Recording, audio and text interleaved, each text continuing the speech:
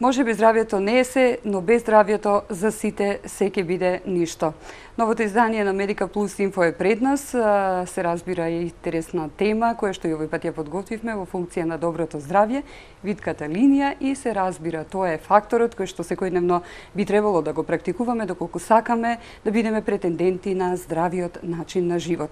Тоа подразбира здрава исхрана и се разбира вежбање. Во таа конотација во продолжение ќе имаме разговор со денешниот гостин кој што ни е представник на студиото Кинезија од Охрид. Тоа е Јован Калановски, специјалист кинезитерапевт, дипломиран кинезитерапевт. А на почеток, во контекст на сето тоа што ќе го зборуваме, како здравата исхрана влијае на позитивните бенефити кои што треба да се чувствуваат од вежбањето, затоа што само по себе потпомогнато здравата исхрана, тоа е она идеалната комбинација која што треба да се практикува, како што кажав. На почеток одиме со прилогот во кој што ќе добиеме основни информации како храната треба да биде во комбинација со вежбањето на оптимален начин. Што треба да се јаде пред, за времено и по вежбање? Без разлика дали вежбате рекреативно за да ја задржите формата или сте професионалец и тренирате за маратон, тоа што го јадете влијае врз вашите резултати и активности. Правилната исхрана може да ви даде поголема енергичност за време на обичната вежба или да истрчате повеќе километри. Но која е недобрата храна за фитнес активностите, а која треба да се избегнува? Почнуваме поред, одговарајќи ги прашањата кои секогаш ве двоумеле. Што е најдобро да се јаде за енергија и издржливост пред почеток на вежбањето? Исцрпувачките вежби бараат квалитетни јаглехидрати, протеини, масти кои се здрави за срцето и многу течности. Мускулите се потпираат на храната со јаглехидрати како леп, житарки, тестенини, ориз, овошје и зеленчук, како брз извор на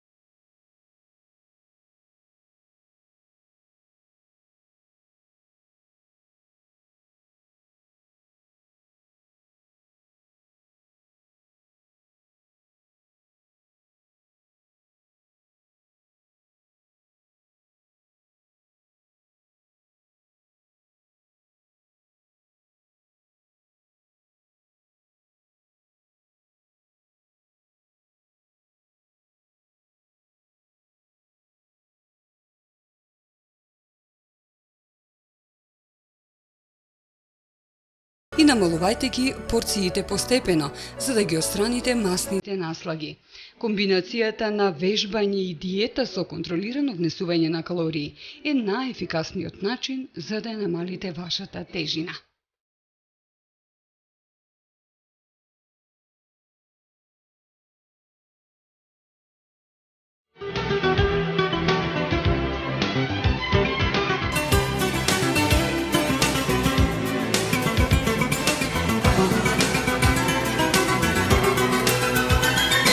Ете така, откако во прилогот видовме на кој начин комбинацијата на идеалната храна, односно здравата храна, со вежбањето даваат вистински резултати, доколку сакаме да ги почувствуваме бенефитите од физичките активности кои што би требало да ги практикуваме во функција на доброто и оптимално здравје, а зошто е тоа особено важно, како треба да се практикува и што е она што како новина од неодамна се имплементира претеки ги светските трендови кои што секојдневно се практикуваат, значи на големо во светот, ќе дознаеме од разговорот со нашиот гостин, дипломиран кинезитерапевт Јован Калановски. Јован, добре ни дојде. Добре најдов, Ирина. Како што кажавме, значи новите методи вежби на исхрана за здрав живот, тоа е она што неодамна те однесе во Америка, тоа ќе зборуваме понатаму во разговорот, а дојде до идеја од минатиот месец да биде имплементирано во студиото Кинезио со примена на тие нови методи на вежби, исхрана за здрав живот. Значи таа идеална комбинација до посакуваниот ефект. Така, од многу време како работам во студио Кинезио, како ги држам тие часови по пилатес, како ги делам тие совети на моите клиенти, на моите познати и пријатели и слично, секогаш сум се трудел вежбите да се максимално добри, на начинот, животниот начин на моите клиенти да биде максимално ефективен и добар. И секогаш сум се трудел да го делам со нив најдоброто. Секогаш сум се трудел да ги споделувам најдобрите вежби, да им кажам најдобрата исхрана, да им ги делам најдобрите совети. Па затоа ми испадна на едно патување во Соединетите Американски држави, каде што, да кажам, среднав доста специјалисти, доста интересни луѓе.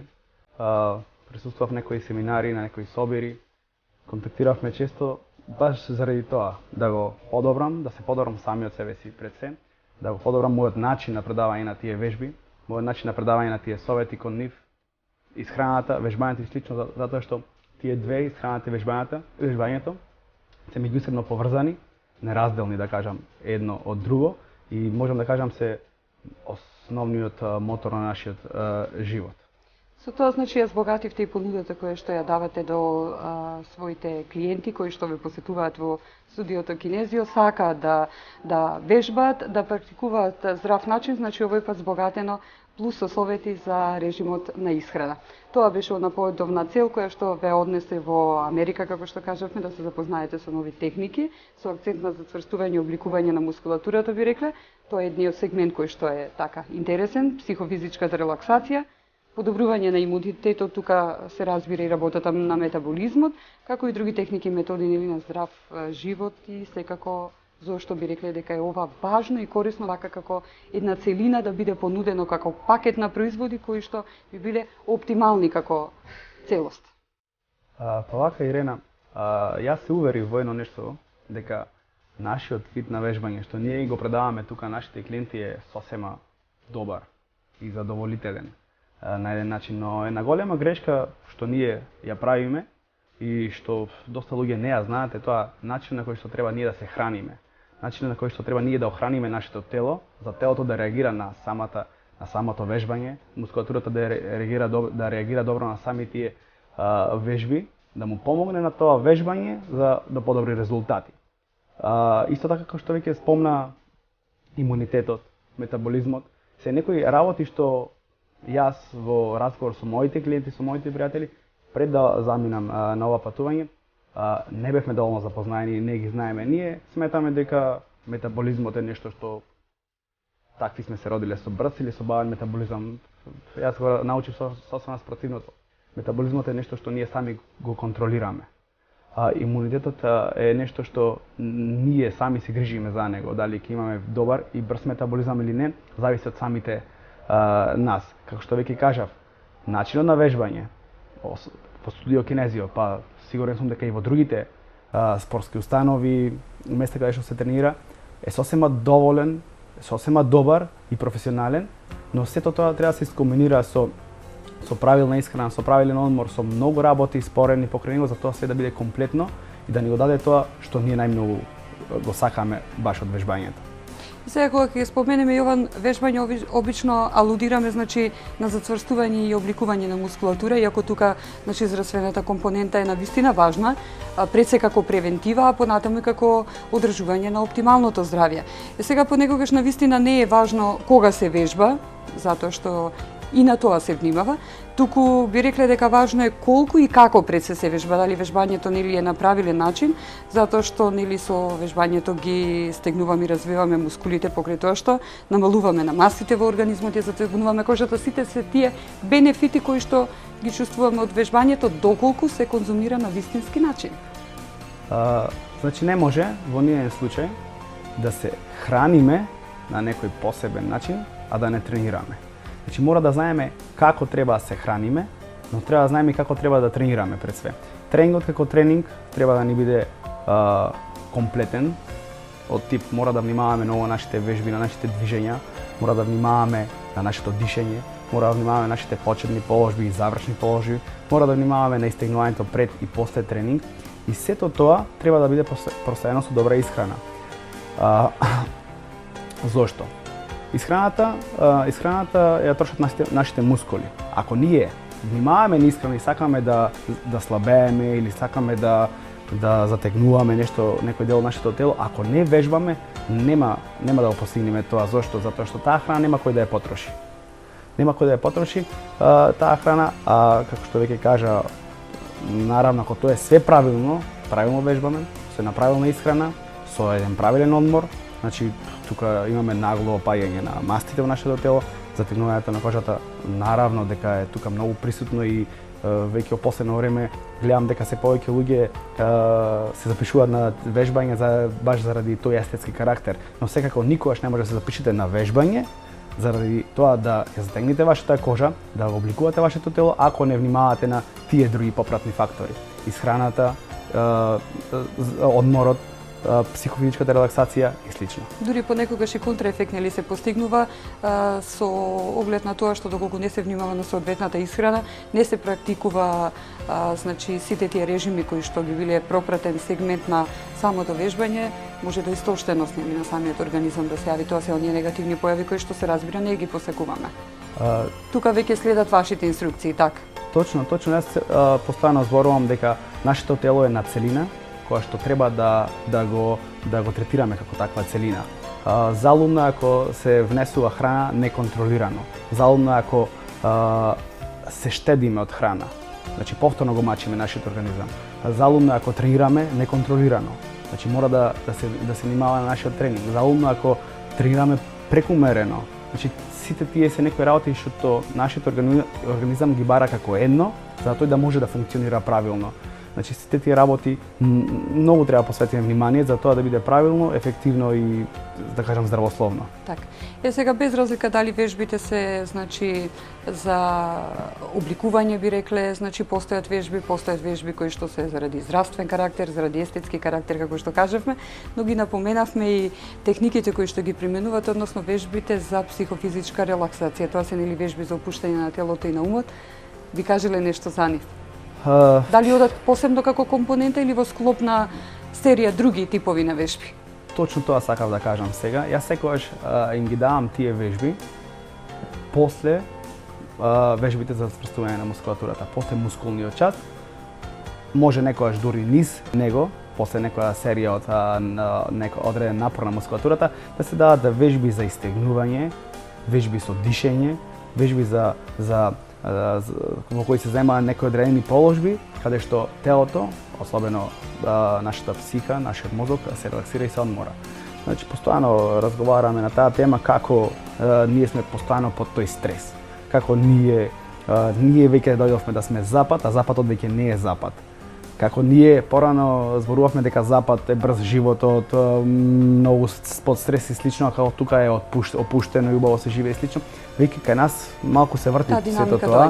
Таа динамика доаѓа полека, веќе од работа сме на работа, од една обврска сме на друга обврска, на трета, на петта и веќе имаме многу стрес во нашиот организам, што самиот тој организам не може да го одржи тој стрес, затоа се потребни тие вежби, тие вежби за психофизичка релаксација на телото. Таа е многу важна, таа ни контролира мускулниот тонус, значи многу работи кои што нема на друг начин да се релаксираме слободно, освен со одредени вежби. Значи всушност испаѓаат како еден тип на задолжителен сегмент од таа целина на вежбање, тој тренинг. Да, значи јас и во консултација со моите колеги и пријатели секогаш сум делел совети.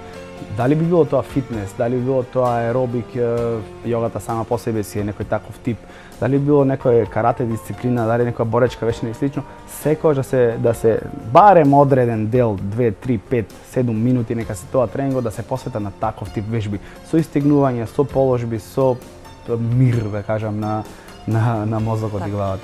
Сега оние техники кои што рековме дека ги усовршивте во Соединетите Американски држави неодамна, исто така се осврнува на начинот на работа на метаболизмот кој што е поврзан или со вежбањето, а се разбира подобриот метаболизам, нели допринесува и за подобар имунитет.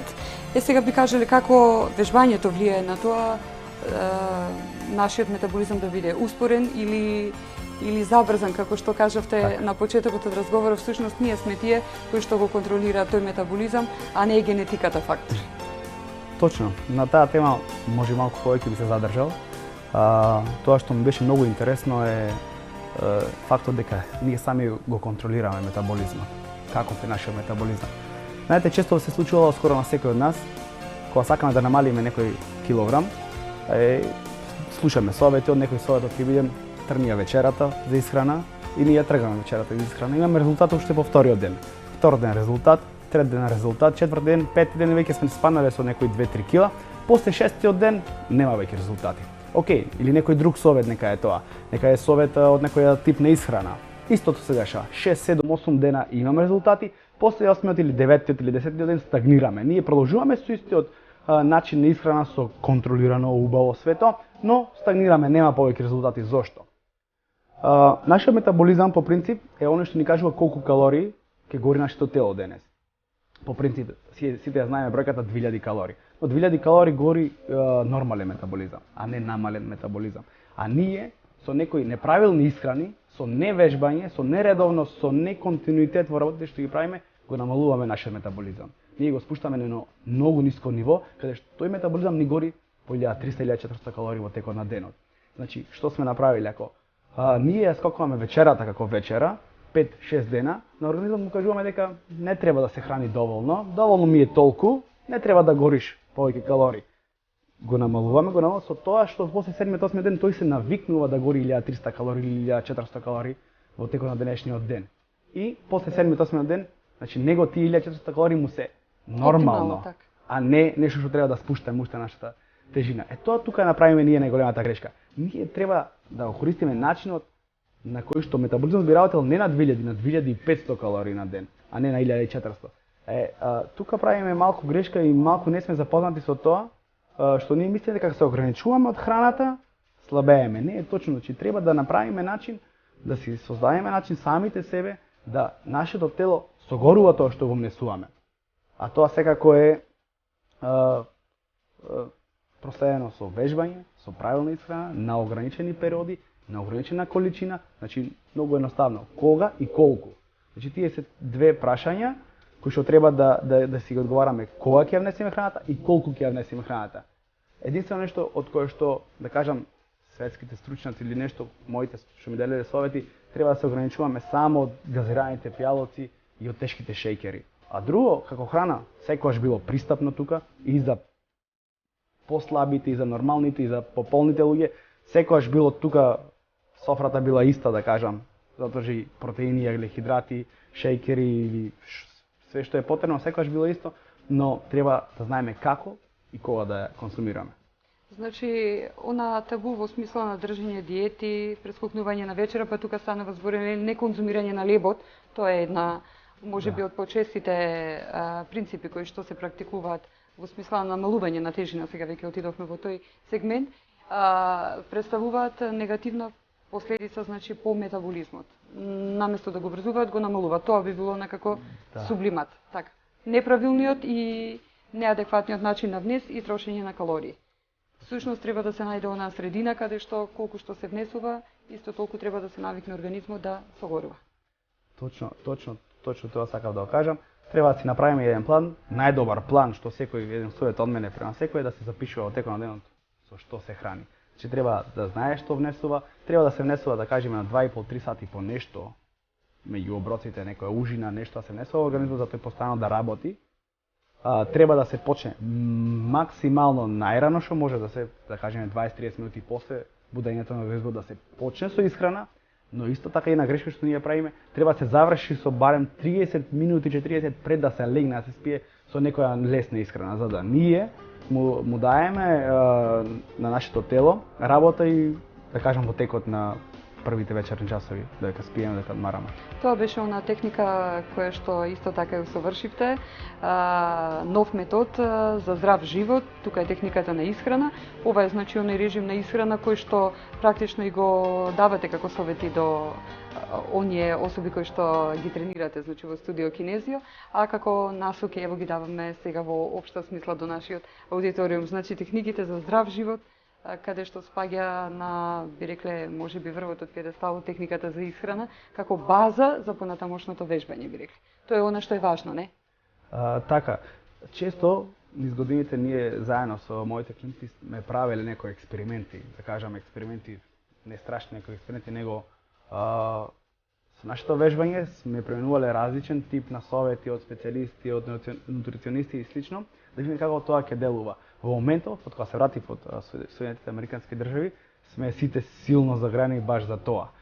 Се храниме на, да кажам, секои 3 сати, се храниме, почнуваме максимално најрано, завршуваме максимално најкасно со исхраната и ги следиме меѓусебно тие резултати од исхраната и од вежбањето. Нормално задолжително барем 3 пати неделно се одржи еден силен мускулен тренинг, кој што да кажам оваа година е уште и потежок. Простен со таа исхрана и ние сме искрено зачудени многу позитивно и позитивно изненадени од тие првични ефекти. Се надеваме дека понатаму ќе бидат многу поголеми. Би ги одмориле тука нашите гледачи, Јован, да ги сублимираат овие впечатоци кои што ги дадовме, а се однесуваа на новите техники кои што ги усовршивте во Соединетите американски држави неодамна, ги применувате при тренизите кои што ги давате до посетителите во студио Кинезио, а се засноваат на вежбите и исхраната за здрав живот како комбинација, она идеално кое што доведува до вистинскиот резултат. А се разбира кога станува збор за здравјето и вежбањето, како што споменавме како важни компоненти кои што доколку човек е здрав го прават и задоволен.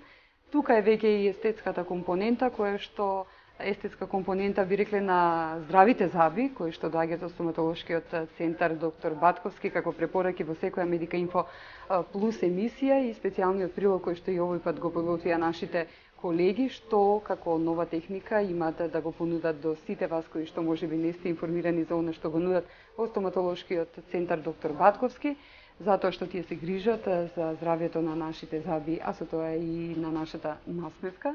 Насмевката е половина здравје, затоа да го проследиме прилогот од стоматолошки центар доктор Батковски веднаш потоа и прилогот од Биокосмос, продавниците за здрава храна. Какви продукти во функција на доброто здравје понудија до сите вас? Повлекување на непцето, крварење и парадонтопатија. Ова се само дел од симптомите и состојбите кои се појавуваат како резултат на забниот камен. Појавата на забниот камен најчесто се случува на горната вилица во пределот на 6-тиот и 7-тиот заб, како и на долната вилица во пределот на предните заби од натрешната страна. Според стоматолозите, најдобро е оваа состојба да се спречи, но и дека има доста ефективни методи како забниот камен да се отстрани. После секое јадење на самите заби останува мека наслага, остаток од храната, која што доколку не ја исчеткаме, таа перзистира и обстојува на површината на забот. Од минералите кои што многу често ги има во поголема концентрација во плунката, почнуваат, доколку не се исчетка забната наслага, почнуваат да се таложат на самата мека наслага и таа се калцифицира, се создава забен камен. Забниот камен многу често се создава кај лица кои што неправилно и неадекватно ги четкаат забите, кај лица кои што имаат плунка побогата со минерали, калциум, фосфор, кај лица кои што имаат некоја протецка изработка, бидејќи е оневозможено четкањето да биде, оневозможено е добро да се исчеткаат забите, имаме услови за појава и задршка на храна. Доктор Верушевска појаснува дека забниот камен всушност представува калцифициран депозит од храна кој многу често се јавува на забите.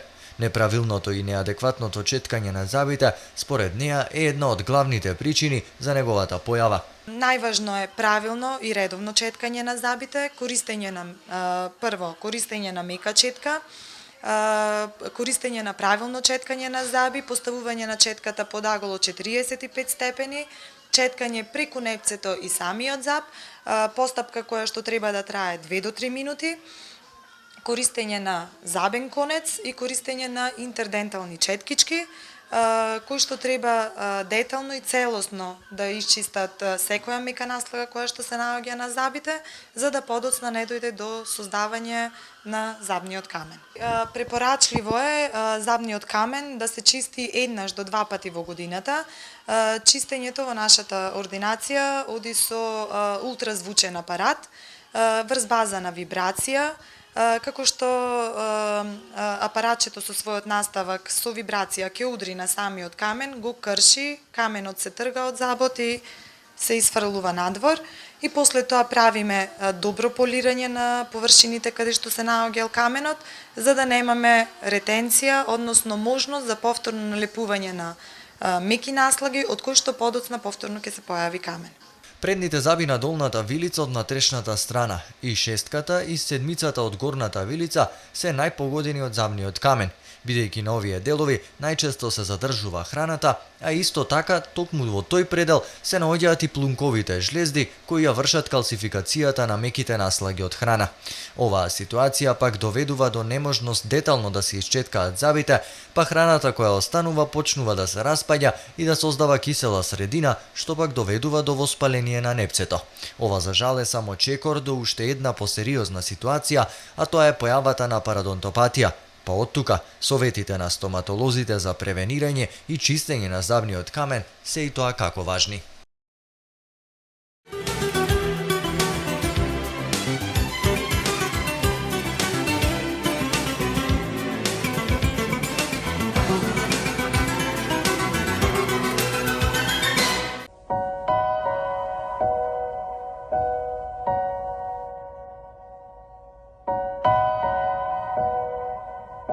Добар ден, почитувани гледачи, ова е Тавама телевизија и вие сте со уште едно издание на Инфо Плюс Медика емисијата со колешката Ирена Трајковска. Јас сум задолжен за оној дел кој што се однесува на здравата храна, секако и овој пат во светот на здравата храна во продавницата на Биокосмос во нашиот град. Исто како во минатото издание на Инфо Медика Плюс, и овој пат ќе проговориме нешто повеќе за брашната, богатата палета која што можете во Биокосмос да ја најдете, а овој пат Надица ќе не информира нешто повеќе за брашната кои што ги произведува Биокосмос. Ќе ни кажеш нешто денеска ќе кажеме за оние брашна кои повеќе се користат. Тие представуваат здрава храна кои што се богати со витамини, минерали, јаглехидрати, белковини. Тие се богати затоа што нивната обработка тие настануваат од целото зрно и лушпата и во себе ги задржуваат сите својства, така, оние хранливи материи кои што се губат во процес на... Да, и во овие брашна сите својства остануваат и тие се направени без адитиви и без конзерванси. Така. Што е Надица со вкусот? Доаѓаат муштериите, кажуваат од она што ќе го подготват токму од овие интегрални брашна. Задоволни се од пецивата? Да, вкусот е многу различен од она што го јадеме секојдневно ние што го пробуваме, се поразлични. Така, меѓутоа се навикнува организмот. Да. Што ќе издвоиш? Кое брашно е она што е најпопуларно барем според потрошувачите? Па јачменовото брашно, тоа е исто така богато со овие витамини, минерали кои што ги кажав. Самото по себе користењето на јачменовото брашно доаѓа до подобрување на иритација на внатрешната слузница, на внатрешните органи. И за иритација на кожата. Со постојано употребување доаѓа до смирување на овие они луѓе кои што имаат проблеми со екземи, претпоставувам Да, можат да го јадат ова брашно, да го употребуваат. Потоа би го спомнала пченичното брашно, кое што интегралното пченично брашно го заменува белото брашно и за да му се подобри квалитетот и така, со цел исто е и ова целозрно се користи. Да, сите овие се користат целозрно и лушпата и значи не ги губат витамините, минералите, да. Се што му е потребно го има во самото брашно. Ржаното брашно... Тоа претпоставувам веќе за ржаното брашно и знаат ржаното, ржаното брашно многу повеќе се користи и многу е полесно за за користење. Тоа помага, има растителни влакна, многу растителни влакна. Полесно доаѓа до варење во организмот. Докажано е дека има една супстанција која што помага за бактериска ферментација на цревата, на дебелото црево. За полесно варење и за подобрување на цел дигестивен систем. Значи за чистење на организмот. Да. И оние кои што се подготвувале на времето лепо држано брашно велат дека посебно убав бе. Да, посебно вкусен. Да, ржаното брашно може да се меша со другиве брашна, и со јачменово, и со пченично, за да се добие поради тоа што ржаното брашно е малку потврд лебот. Остро викаат домакинките за месење било поостро. Да, и затоа може да се во комбинација со другите брашна. Исто така, ржаното брашно помага за намалување на холестеролот. Не делува на шеќерот затоа што има многу растителни влакна и тие побрзо организмов ги употребува и помалку скроп има, претпоставувам исто многу помалку скроп има и од пченичното и од јачменовото брашно. И уште за овесното можеме да споменеме. За овесното брашно тоа е исто така интегрално и ги има сите тие витамини и минерали кои што се потребни, кои што ги има во самото зрно. Помага за заздравување на коските, многу побрзо заздравуваат коските поради тоа што има многу голем процент на калциум во самото брашно. Информација која што не бе се ни јас. Да, има многу калциум и помага во заздравување на коските. Исто така делува за подобра работа на мозокот. Така. Значи сите овие брашна сака да ги користат потрошувачите, можат само од брашново да си прават, да си готват, а можат и како да ги додаваат во белото брашно кое што Да. Најдобро е чисто да се користи, белото брашно да го тргнам настрана поради тоа што сега веќе слушаме и како е, и шо е, и обработката. Имате количини доволно големи? Имаме. Зима доаѓа, да. Да, може да повелат сите.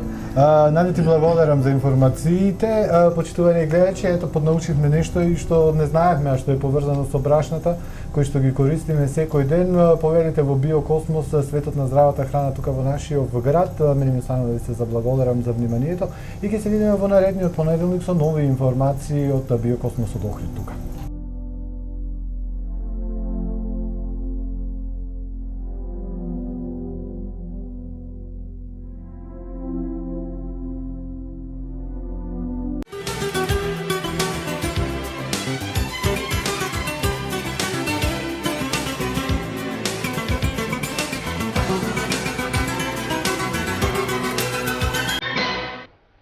На кој начин вежбите и исхраната влијаат на доброто здравје на нашиот организам? Зборуваме со нашиот гостин се уште во денешната Америка Инфо Плюс, Јован Калановски, дипломиран кинезитерапевт, представник на студиото Кинезија од Охрид. Јован, ги кажавме на почеток сите оние впечатоци и нови техники кои што имавте можност да ги усовршите во Соединетите Американски држави, како реперна земја би рекле која што навистина се труди за своето население да поттикне некои навики пред се во смисла на здрав начин на исхрана, затоа што знаеме дека гојазноста станува пандемија на ниво на Соединените Американски држави, а сето тоа е како резултат на нездравиот начин на исхрана, односно практикување на брзата храна и сите тие стимулси, мотивациони кампањи кои што се прават за подигнување на свеста за да се практикува вежбањето се повеќе и се почесто, тоа е она новото што го донесовме кај нас, имаме можности ние да се запознаеме и да видиме во тек, како што кажав, со светските трендови. Сега кажавме колку е начинот на исхрана важен, односно адекватниот начин на исхрана, покрај тоа кога, колку и како се вежба, а не било како значи да се вежба, да се има било каква физичка активност. И дојдовме до моментот на исхраната, како што спомнавте, мислам, исхрана практикување на повеќе интервали, пократки интервали, порано почнување, подоцна завршување, но сега конкретно би сакала да прашам, затоа што кога се зборува за тренинг, велиме дека би требало да се јаде обилно, затоа што и повеќе се троши. Важи ли таа теза или е апсолутно погрешно? Значи, што треба да се јаде пред тренингето? Па вака, ево ќе кажам пред мојот тренинг, да кажам, пошто сметам дека е доста тежок тренинг во разговор со моите клиенти, тие што го тренирале. Захтевен би рекле. Захтевен. Да не уплашиме со тоа тежок. Точно така, захтевен. Тренираме со нашата тежина 60 минути, немаме време за паузи и слично, така да е еден захтевен тренинг. Моите совети и она што јас сум го научил е тоа, оброкот пред тренинг е задолжителен, но не многу брзо пред тренинг, секако. Најважно све е да телото да ни биде лесно на тренинг, значи не смееме да јадеме па да тренираме. Мора тоа да биде на полупразен па и повеќе празен стомак, да кажам, тренингот. За да телото правилно, нашиот тренинг правилно ги исцрпи, да кажам, силите, правилно да ги исцрпи мускулите и после тој тренинг тие правилно се нахранат. Значи најмалку јас би ги советувал не многу тешка храна, нека биде таа чисто протеинска храна пред тренинг, нека биде сат и пол до 2 часа пред тренингот. Значи, тука важноста на протеините и аглехидратите исто така доаѓа до израз, како што кажавме, меѓутоа не е во големи количини и временски детерминирано, малку пред тренинг, да не е пред самиот тренинг. Тоа е она како заклучок. Сега, значи, правилниот оброк овозможува повеќе енергија, би рекли сила за време на тренингот, но какви совети стрикно вие им давате на часот по пилатес на вашите, би рекла, клиенти? Дали можеме тоа да го кажеме директно, конкретно? Не сомневам дека треба да се внесува доста протеинска храна, заради мускулатурата правилно се храни. Ако се храни, ако имаме протеини доволно, ако мускулатурата се храни правилно, на тој начин таа ни согорува повеќе масти и калории. Значи таа што ги согорува нашите калории, мускулатурата. Ние мора да градиме мускул, а не да разградуваме, за да согоруваме масти, за да зацврстуваме мускулатура, за да го стегаме нашето тело и да слабееме од еден тип. Кога зборуваме за аглехидратите, секогаш сме зборували дека тие треба да се внесуваат, но треба да се ограничени, да не се претеруваме, затоа што нашето тело се заситува со тие аглехидрати. Како што веќе кажав, протеинската храна е често тука морална во нашиот тренинг. Често моите совети се на база на протеини, но никогаш не сум ги отфрала и аглехидратите, да се разбериме. Често нашите сограјани, нашите пријатели, нашите познати сме се среќавали како тоа аглехидратите, лебот, бананите или не знам што е тоа, како тоа не сме да се конзумира, мораме да ги конзумираме аглехидратите, мораме да внесуваме аглехидрати, но за разлика од протеините, аглехидратите мора да ги внесуваме во малку поограничена количина. Сега, оброкот велиме дека ги чува мускулите од разградување, го стимулира нивниот раст, тоа е она што се случува во организмот после тренинг, кога се исцрпени, како што кажавте, веднаш потоа со храната се добива потребната енергија, но би кажала колку оброци е најидеално да се има и колку време помеѓу нив, да речеме, би требало да поминува и целосно во текот на денот, без разлика дали е детерминирано тоа со вежбање или не.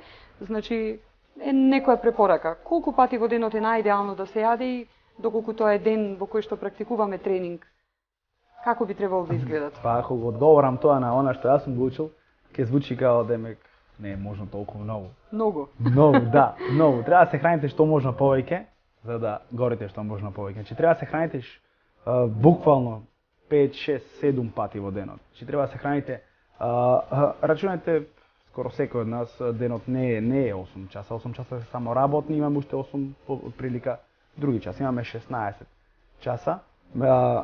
Значи најдобро би било да се храниме барем по 5-6 пати, но секако нека се тоа 3 главни оброци.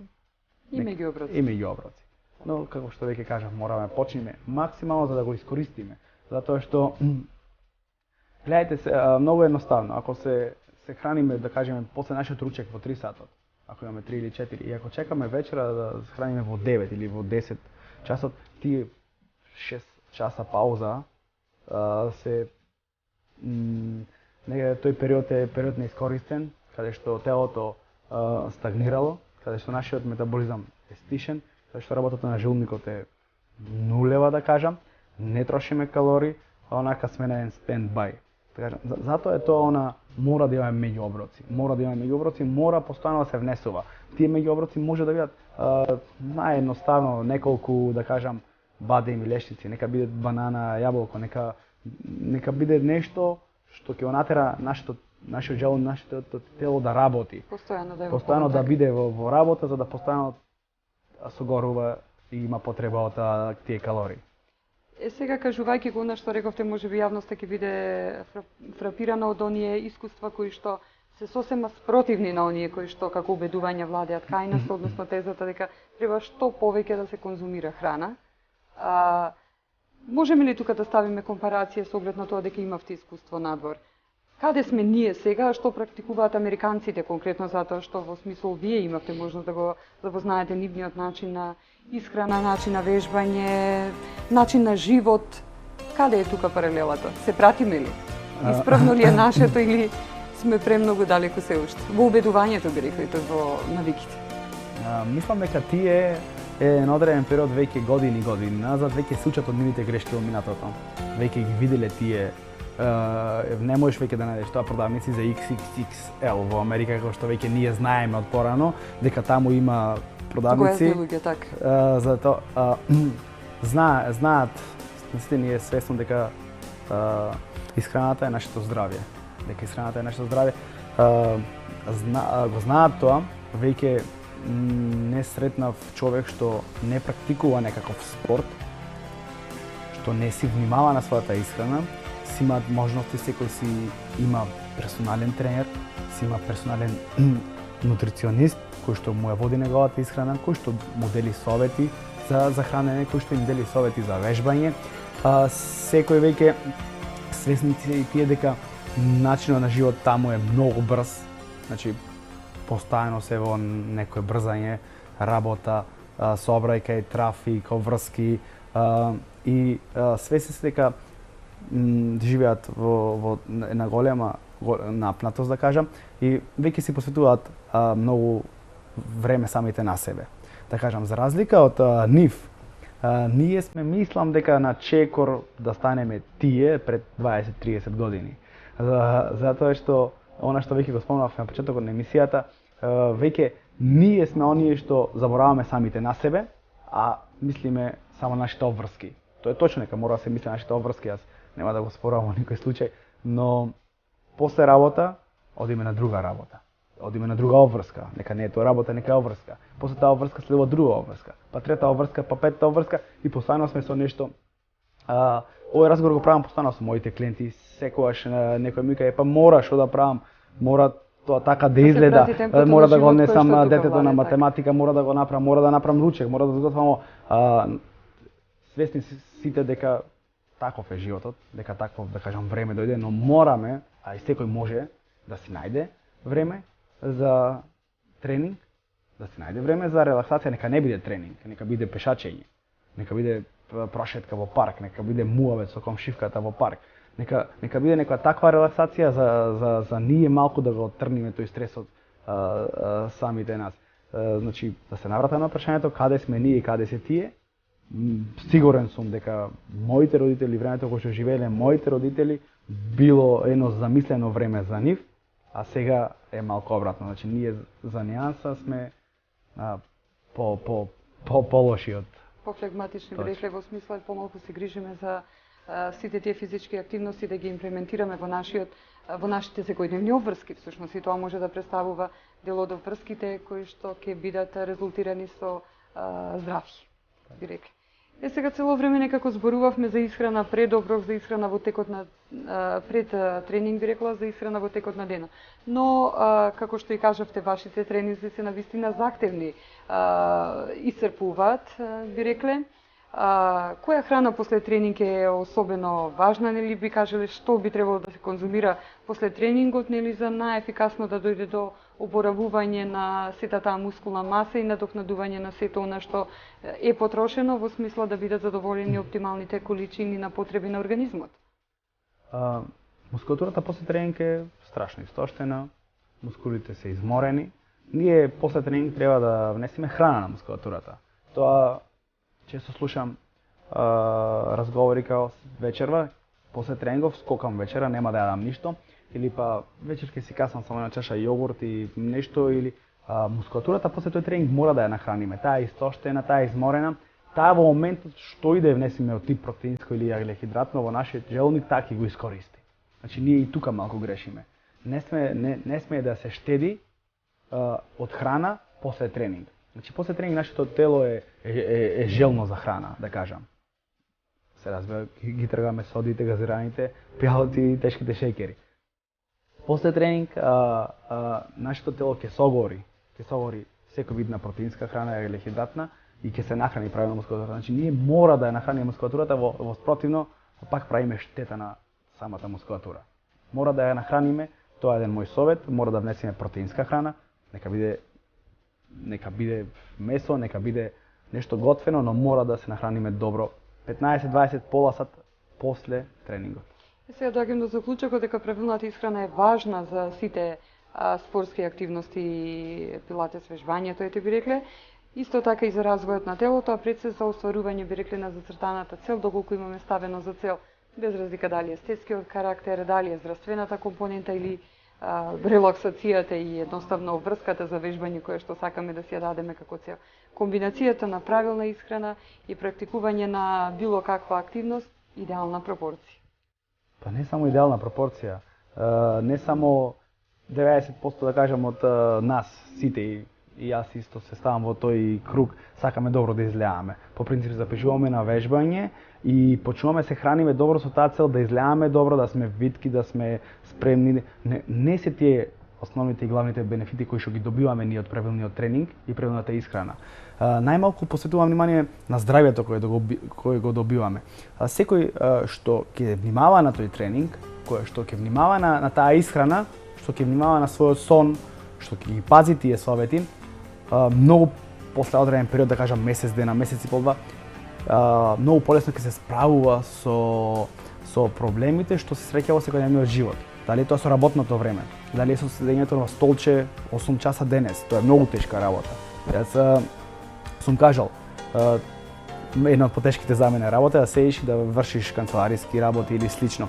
Него, ако го практикуваме тоа, ние многу нашето тело ќе е спремно да се справува со тие проблеми од секојдневието. Многу полесно ќе ни биде качувањето по скали до дома, многу полесно ќе ги вршиме тие нормални секојдневни функции ако го пратиме тој правилен начин на вежбање и на исхрана. Не е тоа, ние ќе добиеме и виткост, добиеме и убавина, ќе добиеме затегнатост на кожата и тие сите, да кажам, придружни компоненти кои што доаѓаат како ефекти, така. Точно така. Да. Низ целиот овој циклус на новиве емисии Јован Медика Инфо Плюс, значи го додадовме тоа плюс како плюс информација која што секогаш се трудиме да биде одреден сегмент кој што е во функција на здравиот начин на живот. Тука пред се нели првенствено алудираме на здравата исхрана која што факт е дека ја имаме запоставено како квалитативна норма и мораме значи да ја доведеме до некоја оптимала, односно да се грижиме да внесуваме здрава исхрана. Сега и овдека значи денеска при нашиот разговор зборувавме за здравиот начин на исхрана и потребата од сето тоа. И сега би го искомбинирала вежбањето, дали мора да биде вежбањето главна компонента кога станува збор како составен дел на правилната исхрана, доколку сакаме да го постигнеме тој резултат, како што кажав, на крајната цел, индивидуално за секого, ете пред се здравието. Точно така. Несомнено, ако правилно се храниме, ако нашата исхрана е здрава и правилна, дека ќе имаме некои бенефити. Секако, нашето тело внесуваме здрава храна, здрави состојки, што тело се осеќа подобро, но не може телото да искористи таа здрава храна. Значи не може да извлече све од таа здрава храна. А ако сакаме да извлече све од таа здрава храна, мора да ги активираме мускулите, мора да го активираме дишниот систем, мора да го активираме срцето, мора да го активираме целиот систем, мозокот и слично, за таа здрава храна да биде искористена во нас. А тоа ќе ги активираме само со тренинг.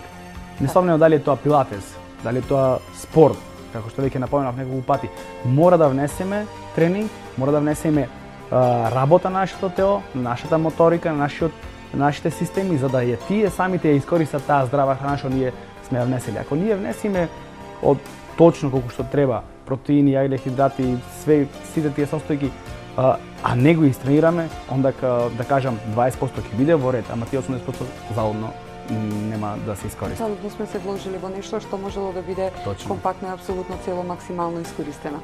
Јован, кажавте дека задоволуваат овие првични резултати кои што ги добивате на терен, се разбира, со сите оние посетители во студио Кинезио кои што практикуваат дел од оние вежби кои што вие ги сугерирате, односно доаѓаат на вашите часови за вежбање.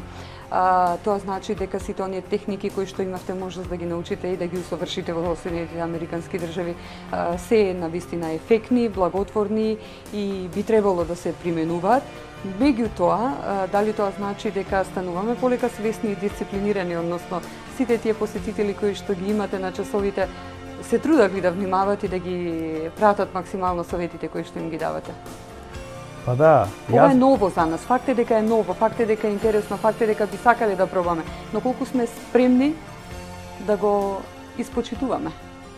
Па така, јас сум познат по тоа што сум релативно на нашите тренинзи, да кажам, сум релативно многу расположен, многу сум близок со моите клиенти, многу се поставам другарски со сите тие и за разлика од моето однесување на часот, да кажам, некое другарско, некое едноставно, кога веќе станува збор за сериозност, кога веќе делам такви совети за вежби, кога веќе ќе станам строг на некој начин за вежбањето, или кога ќе делам некој културен, нормален и добар совет за исхраната, многу сум задоволен од начинот на кој што тие го прифаќаат тоа од мене. Можам да кажам дека целосно сите клиенти кои што сме се договориле овој циклус да го истераме на многу тренинзи, на здрав начин на исхрана и слично, го практикуваат тоа ме пратат во овој мој циклус, да кажам, во ова моје учење и слично. Имплементирање на нови техники. Точно така и сум многу задоволен од таа нивна прифатеност и слично. Исто онака како што и ние сме задоволни сега што не удостоивте да бидете дел од Медика Инфо Плюс, преку сите овие совети кои што ги дадовме и насоки за сите новитети кои што студиото Кинезио ги понуди на овие простори.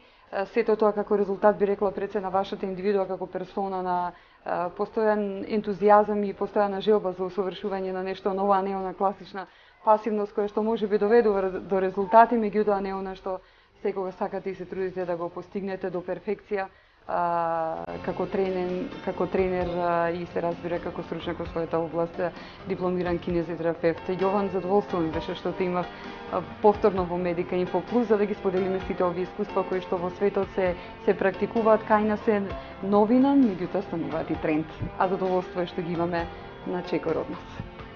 Јас да кажам благодарам за вашата покана. Чест ми кога ќе гостувам во Медика Инфо и се надам и пак ќе дојдам. На самиот крај од овој циклус кој што ќе го истерате, се разбира, во наредните неколку месеци, за да ги сублимираме тогаш во целост и потполно сите оние бенефити кои што комбинацијата здрава храна и вежбање ќе ги постигнат како врвност, односно исполнување на целта заради која што посетителите дошле кај вас. Благодарам уште еднаш. Мој денешен гостин во Медика Инфо Плюс, Јован Калановски, дипломиран кинезитерапевт. Зборувавме за здравиот начин на исхрана и вежбањето како компонента кој што во идеална пропорција би рекле и практикување со почитување на сите оние норми и стандарди кои што современите нови техники на светско ниво ги донесуваат врвните резултати кога станува збор покрај за движењето на нашето тело, значи покрај тоа што допринесуваат за подобрување на психофизичката состојба, тука исто така и естетската компонента, но пред се здравствената, затоа што несомнена е пословицата дека можеби здравјето и не е се, но без здравјето за сите се ќе биде ништо, затоа што во здраво тело секогаш има и здрав дух. Со исто таква позитивна енергија ве повикувам и во наредното издание на Медика Инфо. Благодарам за вниманието.